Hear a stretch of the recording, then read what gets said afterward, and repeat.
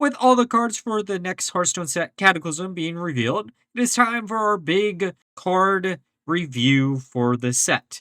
For this video, we will be going over the key information that you need to know for the individual cards. Then we'll be starting with the neutral cards and then going in alphabetical order from there. We probably will condense some of the packages into just a overall talking point for some of them.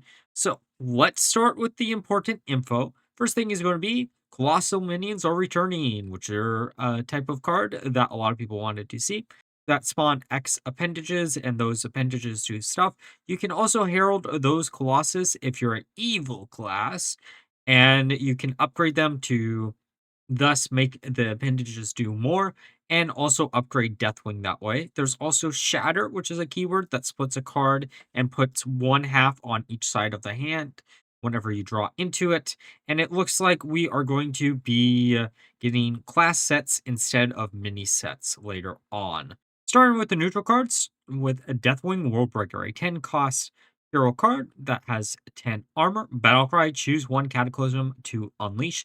Herald twice to upgrade. And the Cataclysms are going to be summon a 12/12 dragon, shuffle 5 random legendary dragons into your deck that costs 1, deal 4 damage to all enemy minions, and topple, which destroys the highest health enemy minion. It is also worth mentioning this is technically not really a neutral card.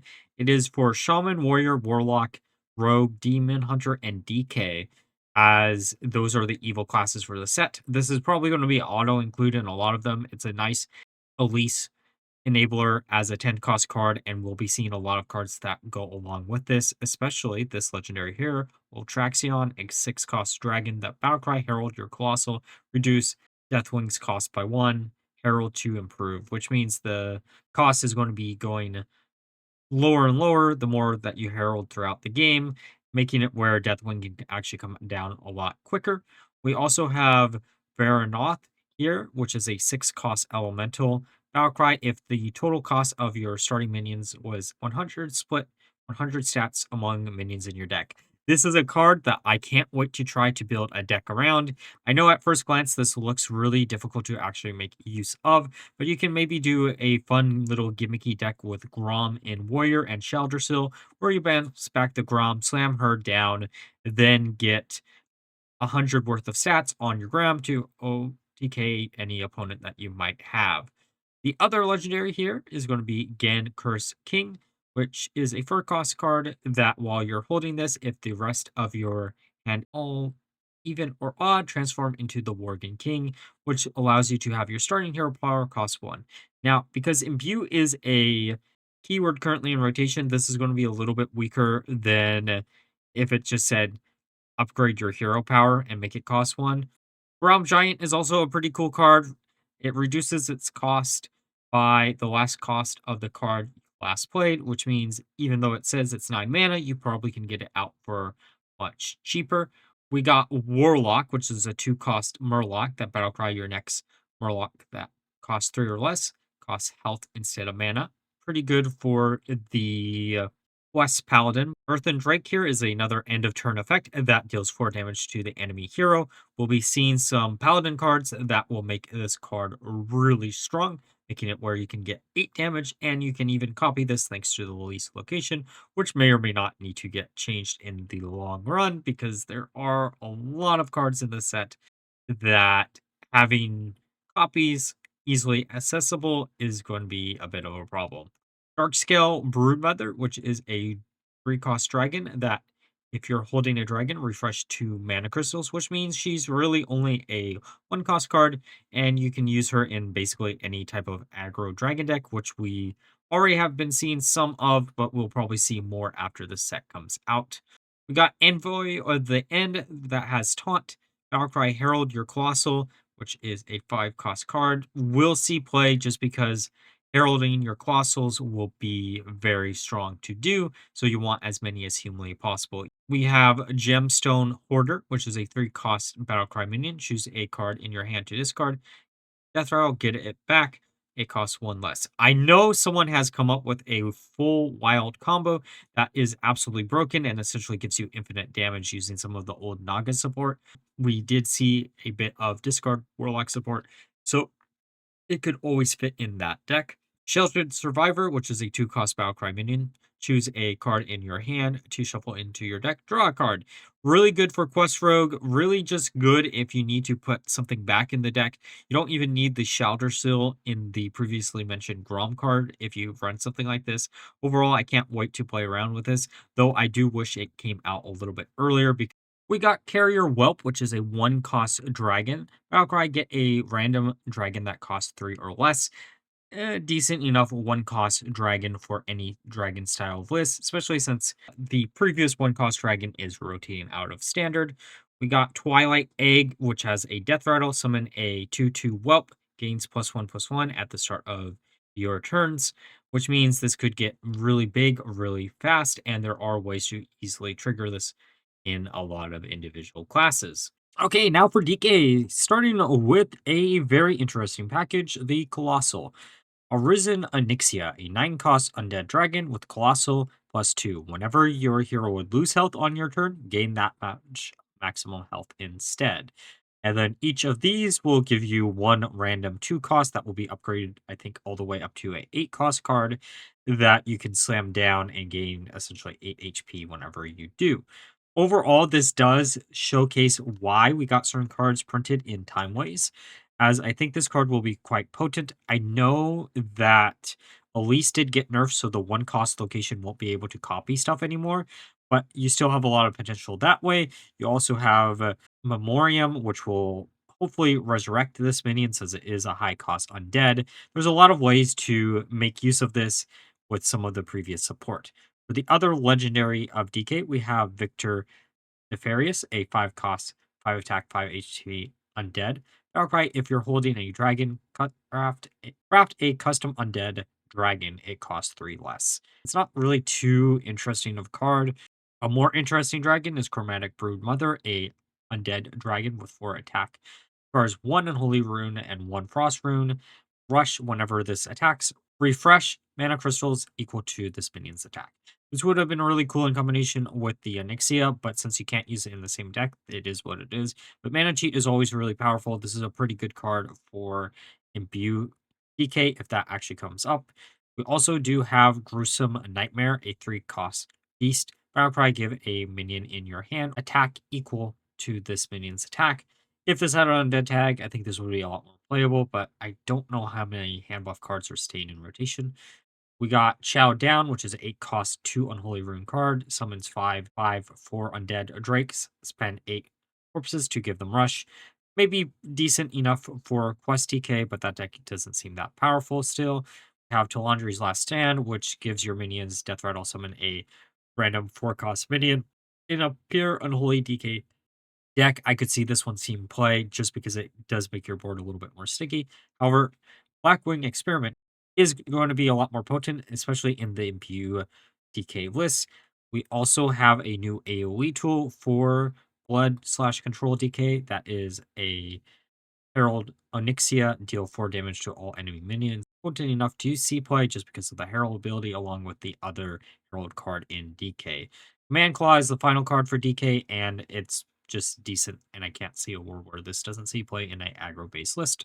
Now let's go on to Demon Hunters, starting with their Colossal, which is going to be Azshara Ocean Lord. Colossal 2, your hero has Wind Fury, and then the limbs will give you additional attack on your hero, giving you up to 8 attack just for having 1 copy of Azshara on the board, but if you can get additional copies, you might be able to OTK your opponent even easier, or just the passive attack gains that you might find within Demon Hunter. The Herald cards that go along with Demon Hunter are going to be Felon Fusion, which heralds Azshara and gives your hero lifesteal. If you use this on the same turn as Azshara, you should have a pretty nice board, just because you can heal yourself up to full with whatever you hit.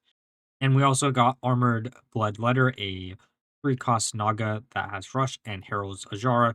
We got a secondary package in Demon Hunter, which is going to be the Fel, starting with Sigil of the Seas.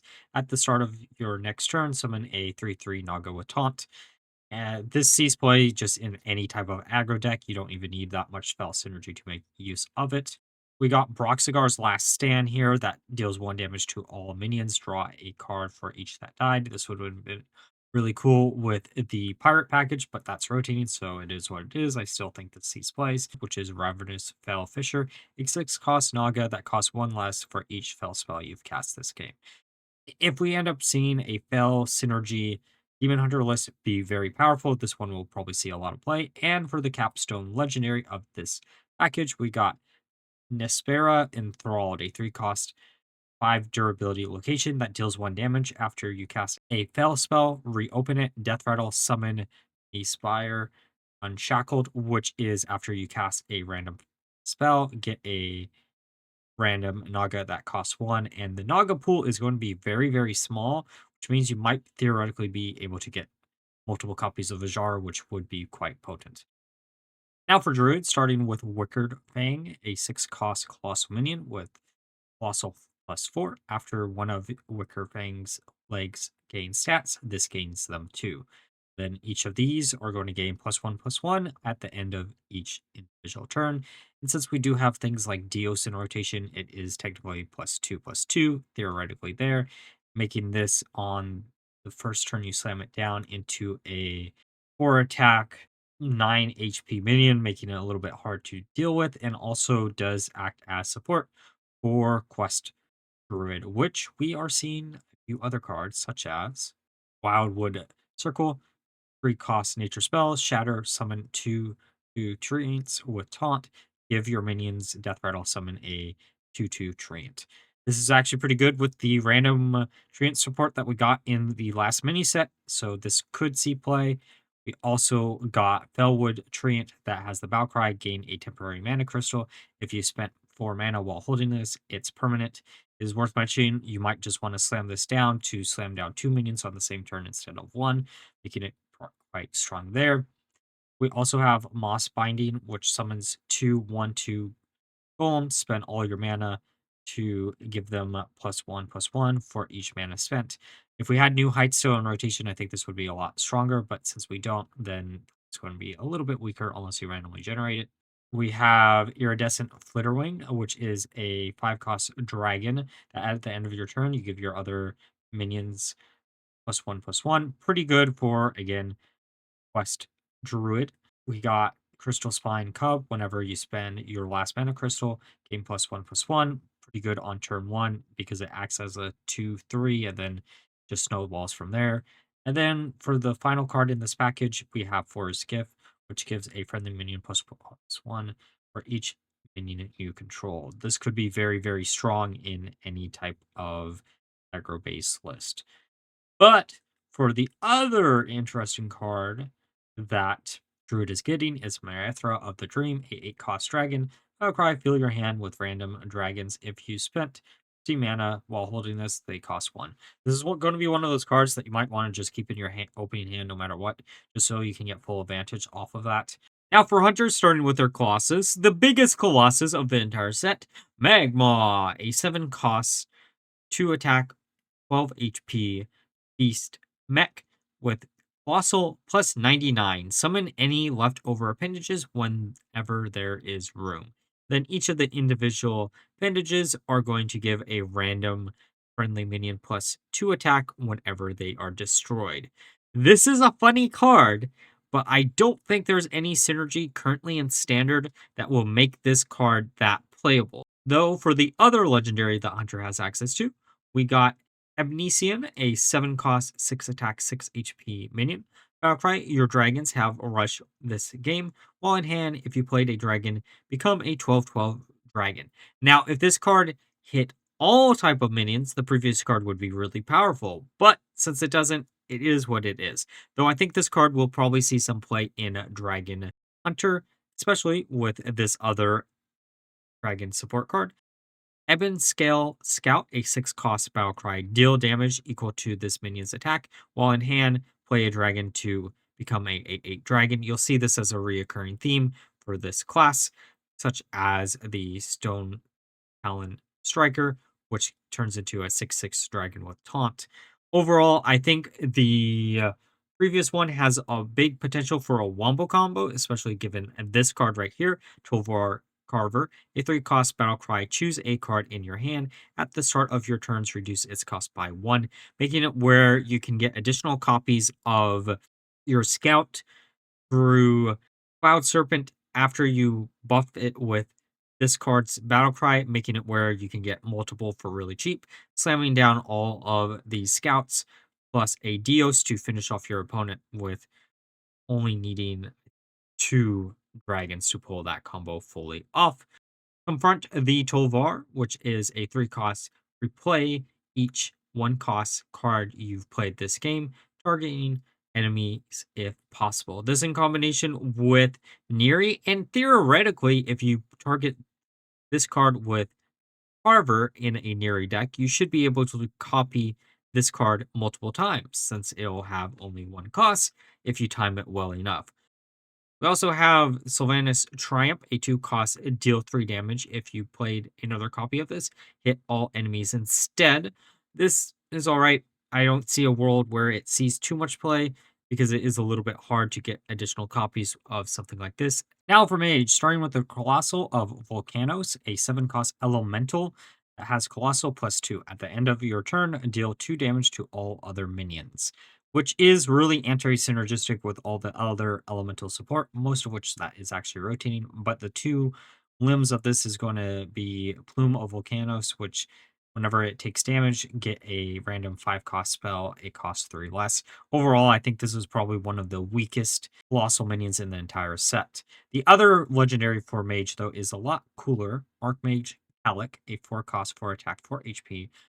Battlecry, give all spells in your hand and deck +1 spell damage. If you have ways to get additional copies of this through things like maybe alter time into Potion of Illusion, this would be really cool, but sadly, Mage doesn't have too many ways to copy it currently, though I do think it has potential in the future. We also have Unstable Spellcaster, which is a 4-cost elemental. Spell damage +1. Battlecry, if you've dealt damage with a spell this turn, summon a copy of this. Just good for swarming capabilities. Cinderghost's Triumph is a 5-cost arcane spell that deals 8 damage to a minion. Reduce the cost of a random card in your hand by the excess damage. Could be cool with some interesting, wacky combos. But for the most part, this is just going to be a nice removal tool. Though this next arcane spell serves the faded deck a lot better. Arcane Flow, a 4-cost shattered card. Deal 4 damage, deal 2 damage to all enemies with the arcane tag. This is going to be quite potent in the faded dragon mage deck. We got Spell Weaver's Brilliance, a 10-cost arcane spell that summons a 6/6 dragon, costs 1 less for each damage you've dealt with spells this turn. I don't think this one will see too much play. However, these next 2 1-cost cards will. Sleet Storm, which is deal 2 damage, deal 1 damage to a random enemy minion for 1 mana with the Frost School.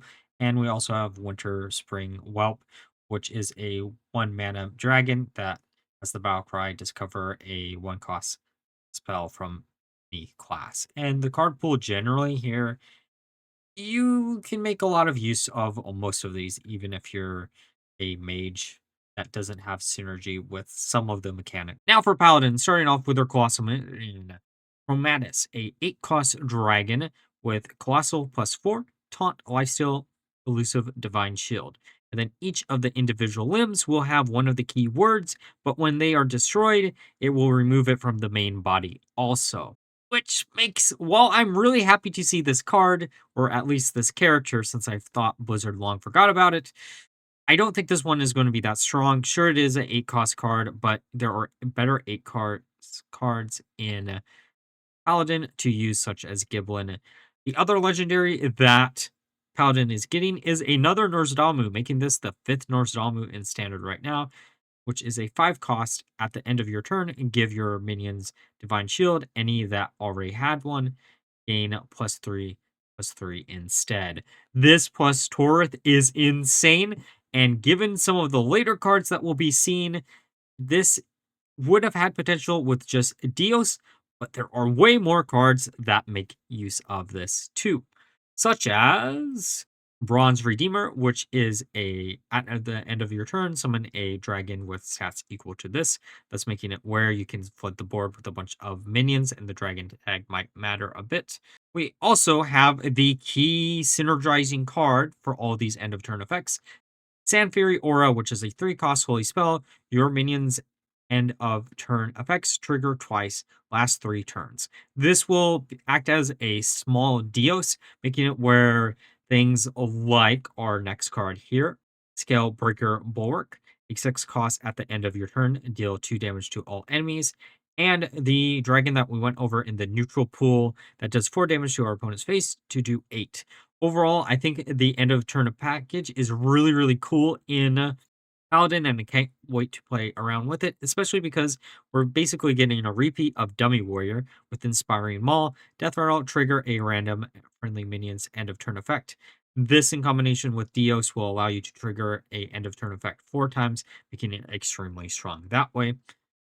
Or Paladin also got a little bit of additional support in Giblin's Triumph. A 1-cost get a random Paladin aura. It lasts an additional turn. Doesn't make up for the fact that we are going to be losing out on Golem, but I still think this one will probably see a decent amount of play. Paladin is also getting a Shatter card, which is Flight Maneuvers. That is a 4-cost holy spell that has the Shatter. Summon 2/4/2 Drakes. Give your minions +1/+1 and Divine Shield. Honestly speaking, I don't think this one will see too much play. Now for priests, starting with their Colossus, which is the Black Blood, a 7-cost Colossal +3. After you restore health to a character, attack a random enemy minion. And the appendages are going to, at the end of your turn, restore 3 health to a random damage friendly character times 3, which means the main body of this card will attack 3 times on your opponent's board. Though with Blob floating around right now, this card probably is going to be kind of weak since you don't have too many ways to give it something like Divine Shield to make it survive multiple turns. The other legendary we have for Priest is going to be Alexstrasza, Guardian of Life, a 7-cost dragon. Battlecry, set your remaining health to 15. When you reach full health, deal 15 damage to your opponent. I can't wait to try this card out. This is one of the cards I'm most excited for because it actually makes Murzad a pretty decent card. You can use this in combination with Cloud Serpent to get additional copies, and then use Aviana to discount everything down to 1, slam down 3 copies of her, maybe a Dios on top of that, and then slam down Murzad to do 120 damage to our opponent's face. We are getting some other really good control tools for Priest, including Medivh's Triumph, a 5-cost holy spell that deals 4 damage to all minions. Cost 1 if you control a legendary card. This is really good in combination with the Medivh Fable cards from the previous set.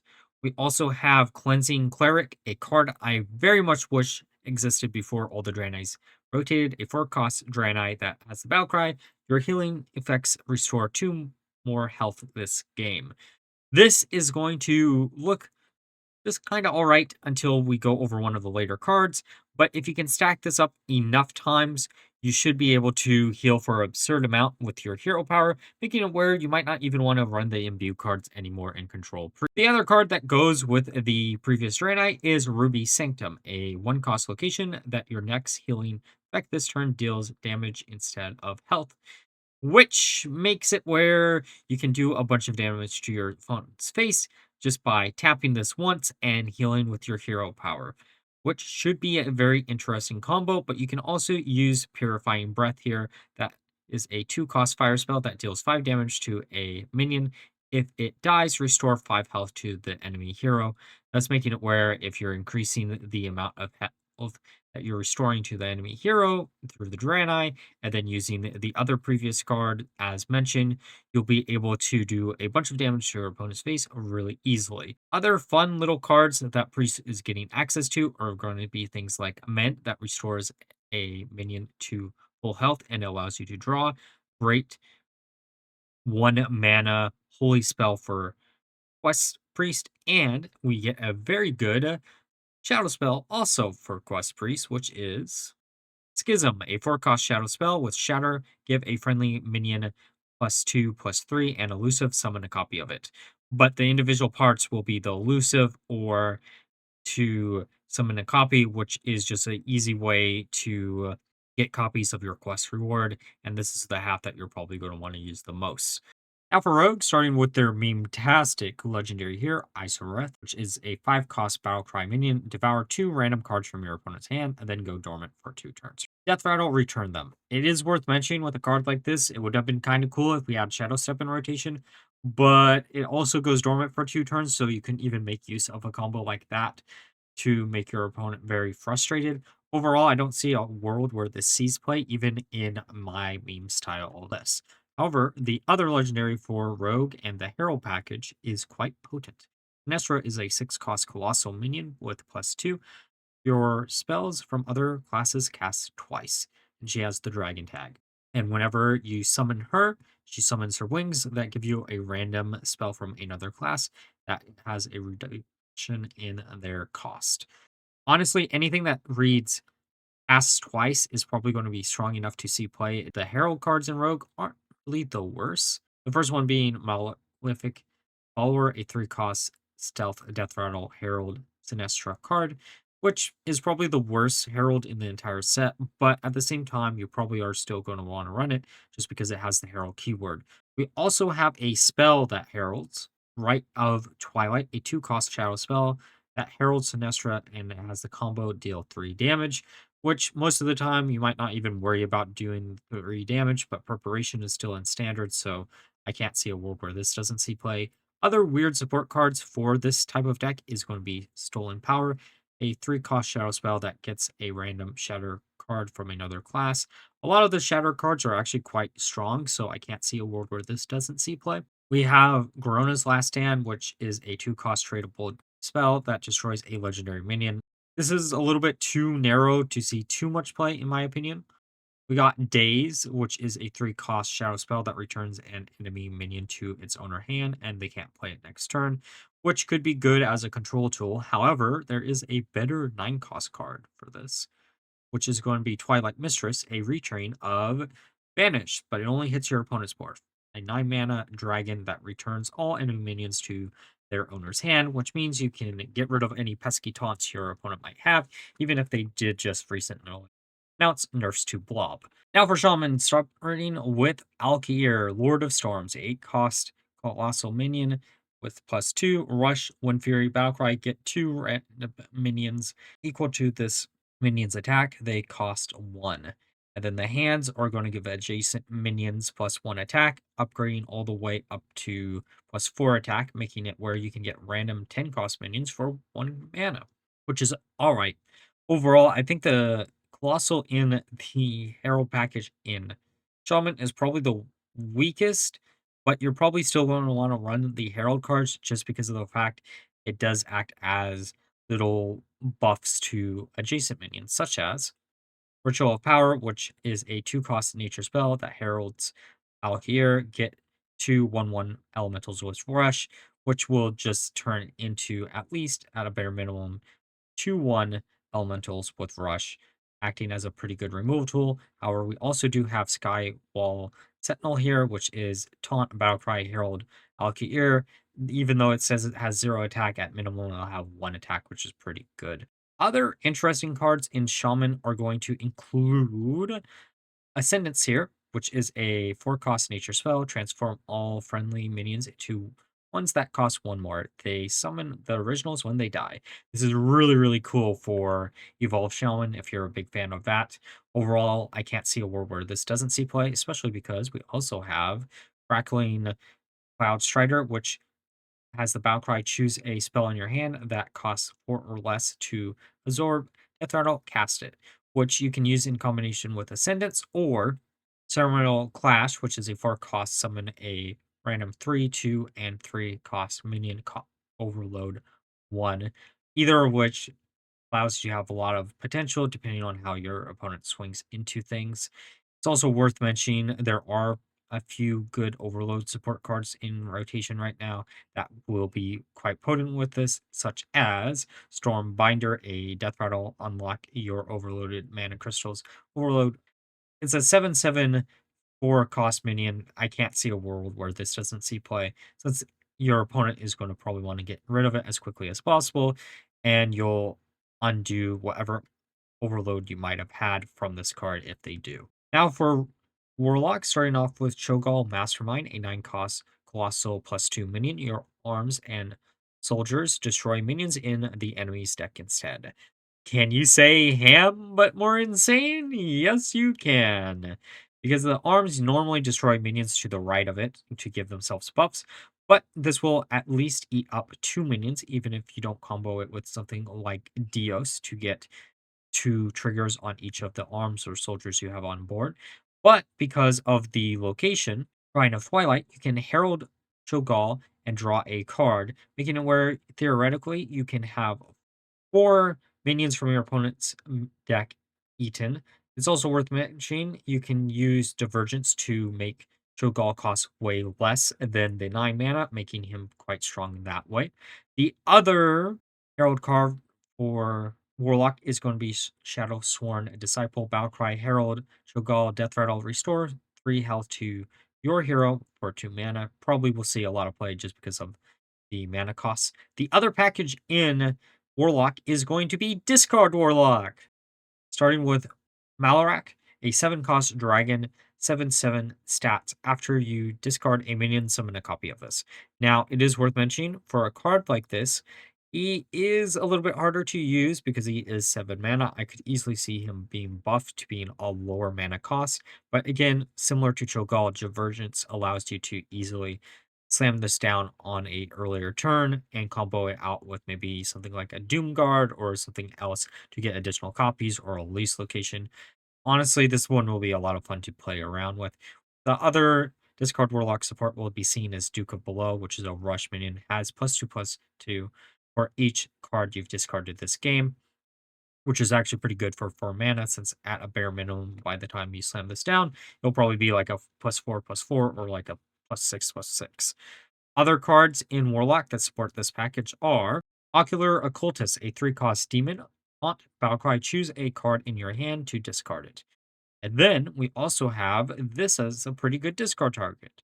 Disposable Acolytes, a 2-cost shadow spell. Whenever you play or discard this, summon 2 random 1-cost minions. Honestly, while on the weaker side, I think the discard support in the set is strong enough to see some type of play. For control Warlock fans, we have Eldritch Tentacles, a 6 mana shadow spell that deals 3 damage to all minions. Repeat this with 1 less damage. So if you give this spell damage, it'll actually increase the amount of times this is triggered. A very good control tool. We also have Curse Change, a 2-cost shadow spell that takes control of a enemy minion until the end of their turn. It can't attack this turn, but if you're doing a mirror match where you're just stealing soldiers or tendrils from Chogall from your opponent, you'll just eat up a bunch more minions. Honestly speaking, Warlock looks like a really fun class this set. Now for Warriors, starting with their Colossal Minion of Ragnaros, a 8-cost elemental with Colossal +2 at the end of your turn, trigger your death rattles. First thing to mention, it triggers any death rattle and not just the soldier/hands. Those are going to be deal 2 damage to a random enemy, but I think this upgrades all the way up to 8 damage. I could be wrong on that number. Overall, I think this card has a lot of potential. There are a few ways in Warrior you can theoretically cheat this out, but then you'd have to not run your Herald cards, which I think would make it a lot worse. Overall, though, I think this has a lot of potential, especially if you want to meme around with something weird and funky like I tend to do. The 2 Herald cards in Warrior are going to be Scorching Ravager, a 4-cost dragon. Battlecry Herald Ragnaros, give the soldier a rush. If you play this down after Ragnaros and he lives, you're probably not going to care about the rush, but outside of that, it's a pretty decent card since it gives you instant advantage off the soldier's death rattles. And then the final Herald card is going to be Cataclysm War Axe, a 3-cost, 3 attack, 2 durability weapon. Battlecry, Herald Ragnaros. Really good. Nothing much else to say about that. We have a fire package within Warrior also, with Searing Fissure as the first card, which is a fire spell that deals 1 damage to all minions. Give your hero +3 attack this turn. For 2 mana, pretty decent. Acts as a way to do some direct damage to face or just AoE remove cards, since we are losing a lot of the AoE tools in Warrior. The other cool card in the fire package here is going to be Decimation, which is a 6-cost fire spell.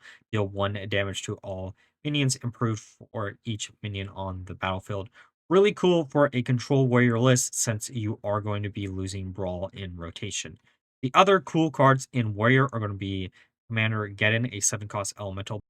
Battlecry, instead of drawing each turn, discover a card from your deck. It costs 3 less, destroy the others. This is going to be kind of good in a control list, but at the same time, I could see maybe aggro trying to use this just so they can choose what cards they want the most and maybe get some type of like big finisher, such as the Worm that does 5 damage, or some other powerful cards that either style of deck would use. I don't see a world where this one doesn't see too much play. And finally, we got Destructive Blade, probably my favorite warrior card in the entire set. Elemental that after this survives damage, summon another one of it. The Throttle, deal 2 damage to a random enemy minion. It's a new version of Grim Patron, and you know me, I am a big sucker for Grim Patron. Even if this doesn't end up seeing play, I'm still going to try to brew something up with it. All right, so those are all the cards in the Cataclysm set. Let me know down below what cards you're most looking forward to using.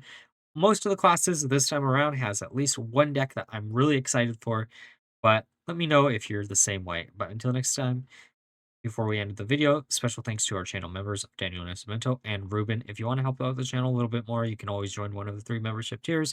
If you can't afford to do that, there's always leaving a like, commenting, subscribing, turning on a notification button, or using the new hype button to help out the channel just as much. Until next time.